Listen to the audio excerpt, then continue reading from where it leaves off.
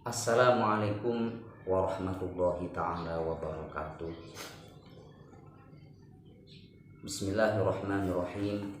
Alhamdulillahirabbil alamin. Wassalatu wassalamu ala asyrafil anbiya'i wal mursalin sayyidina wa habibina wa qudwatina Muhammadin sallallahu alaihi wasallam wa ala alihi wa sahbihi wa tabi'in wa man tabi'um bi ihsan wa mitin wa ba'du. Para pemirsa, kaum muslimin, saudaraku sekalian rahmat Allah Subhanahu wa taala.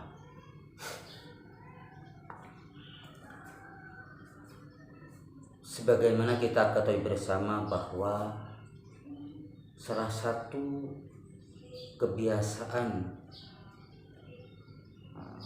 saudara-saudara kita atau masyarakat muslim di Indonesia khususnya adalah dalam setiap kegiatan keagamaannya selalu tidak terlepas dari membaca surah Yasin.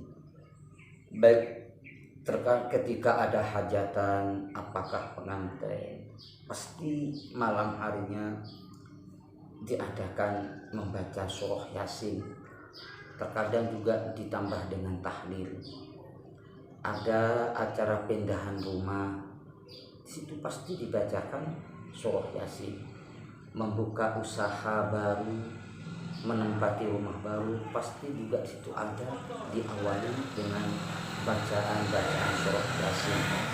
Bahkan juga ketika salah satu saudara kita meninggal dunia, maka di rumah duka tersebut biasanya malam harinya juga dibacakan surah Yasin. Nah, dalam kesempatan kali ini kita akan mencoba mengupas rahasia yang terkandung di dalam surah Yasin.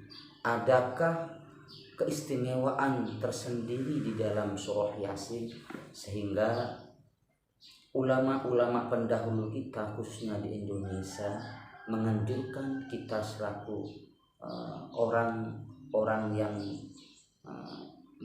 setiap pengikutnya sebagai pengikutnya untuk menganjurkan baca Yasin. Maka baik saudaraku sekalian rahmat Allah Subhanahu wa taala, ada sebuah keterangan yang diambil daripada Tafsir Ibnu Katsir plus 3 halaman 525.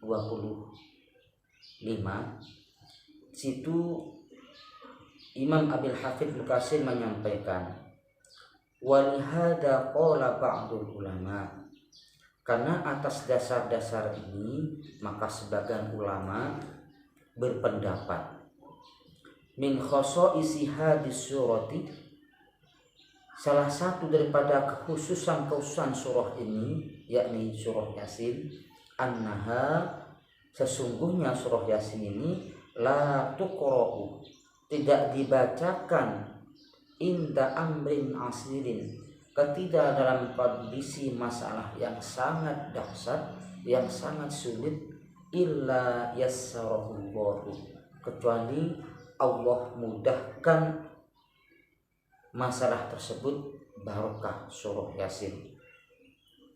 Jadi benar kalau mungkin kita sedang punya hajat, apakah itu susah dalam usaha kita, angel, ada perkembangan, maka dibacakan surah Yasin.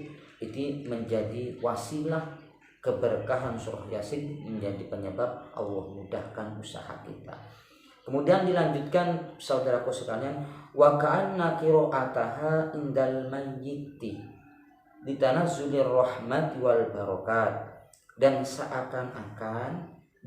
seakan sungguhnya membacakan surah Yasin di samping mayit itu tujuannya untuk diturunkannya rahmat dan keberkahan atasnya, wa yashula alaihi khurujuh ruh, dan supaya harapannya dimudahkannya keluarnya ruh. Jadi ketika orang sedang mau meninggal dibacakan Yasin di sampingnya, itu tapaulan, tabarukan dengan wasilah membaca surah Yasin ini. Harapannya sebagai bagaimana katakan salah satu khususnya adalah memudahkan orang yang sudah istihudur mau meninggal sakaratul maut, dimudahkan ruhnya. Nah, nanti ketika orang sudah meninggal dibacakan Yasin, tujuannya tidak adalah untuk turunnya rahmat Allah dan keberkahan dari Allah Subhanahu wa taala, mendapat ampunan Allah, dimudahkan jalannya, dilapangkan kuburnya dan lain sebagainya. Wallahu a'lam. Wa qala Imam Ahmad rahimahullah, dan ini dikomentari oleh Imam Ahmad bin Hambal, semoga Allah merahmatinya, hadatsana Abul Mughirah. Ini juga diceritakan kepadaku oleh Al-Imam Mughirah, Abul Mughirah. Hadatsana Shaffan. Begitu juga menceritakan kepadaku Al-Imam Shaffan. Qala, beliau menyampaikan, kanatil masyikhatu yaqul idza quri'at, bahwa guru-guru kita menyampaikan ketika dibacakan yakni Yasin, surah Yasin indal mayyiti khuffifa anhu biha, maka Allah ringankan baginya dengan barokah Yasin tersebut. Nah, ini dalam tafsir Ibnu Katsir halaman 525 juz 3. Jadi ini jelas bahwa salah satu khususiyah bacaan Yasin sebagaimana kita lihat bahkan sudah menjadi tradisi di kalangan kaum muslimin khususnya di Indonesia ini adalah banyak manfaat dan keberkahan di dalamnya.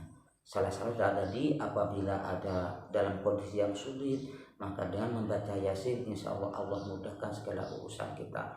Kemudian ketika dibaca dalam kondisi sedang berduka, dalam kondisi di rumah duka, maka satu memberi keringanan beban mental kepada sohibul ibtila, keluarga yang tinggalkan. Nomor dua, memberi keberkahan, menurunkan rahmat dan keberkahan bagi yang meninggal, dan oleh Allah diringankan segala urusan, segala urusan di alam barzakh bagi orang yang meninggal tersebut. Kemudian bahkan ada sebuah keterangan para kaum muslimin saudaraku sekalian di dalam Bugyatul Mustarsidin yang dikarang oleh Al-Imam Syekh Abdurrahman bin Muhammad Musan bin Umar dalam halaman 295. Beliau menyampaikan bahwa ada dalam Kitabul Barakah Imam Habisi menyampaikan, man qara'a Yasin arba'a marratin, barang siapa membaca surah Yasin sebanyak 4 kali, la yufraqu bainaha bikalamin, yang tidak dipisah dengan omongan, fi maudi'in nadhifin khalin, dalam tempat yang bersih, yang sunyi, yang sepi, summa qala salasan, kemudian setelah membaca surah Yasin tersebut beliau berdoa sebanyak 3 kali, subhanal mufarrizi an kulli mahzun, subhanal munaffisi an kulli madyun, subhanal mufarrizi an kulli mahzun, subhana man amruhu bainal kafirun, subhana man idza arada syai'an ayyahu kum fayakun, ya mufarrijal humum, ya hayya qayyum, sholli ala sayyidina Muhammadin wa alihi. Kemudian dia berdoa dengan hajatnya, maka udiyat hajatuh.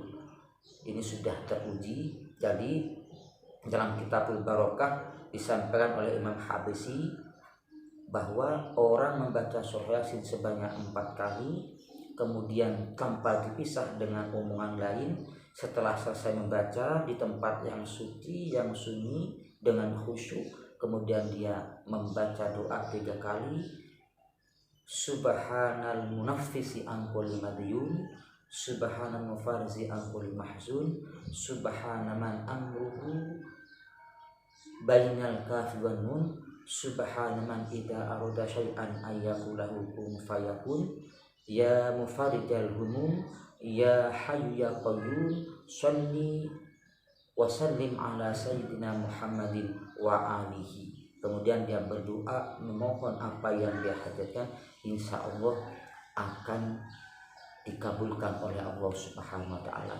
Insya Allah doanya akan dijabah oleh Allah Subhanahu wa taala. Dan ini biasanya doa ini kalau di pondok saya, di pondok pesantren Besuk Kejayaan Pasuruan, itu senantiasa dibaca setiap kali selesai membaca surah Yasin. Ternyata fadilahnya luar biasa. Mungkin kalau di pesantren dengan harapan yang diharapkan oleh wali santri termasuk santri, terlebih oleh kiainya atau gurunya, santri-santrinya mendapatkan ilmu yang barokah. Mudah-mudahan apa yang saya sampaikan ini menjawab keraguan kita selama ini, bahwa membaca surah Yasin memang ada landasan dalil yang sahih dari Nabi Muhammad SAW, sehingga kita tidak perlu ragu lagi, dan dengan membaca Yasin insya Allah segala permasalahan yang terjadi di tengah-tengah kita Allah selesaikan, Allah mudahkan urusan kita, sehingga keberkahan dan barokah Yasin senantiasa mengalir bagi kita sekalian. Terima kasih atas perhatiannya, semoga bermanfaat. Assalamualaikum warahmatullahi taala wabarakatuh.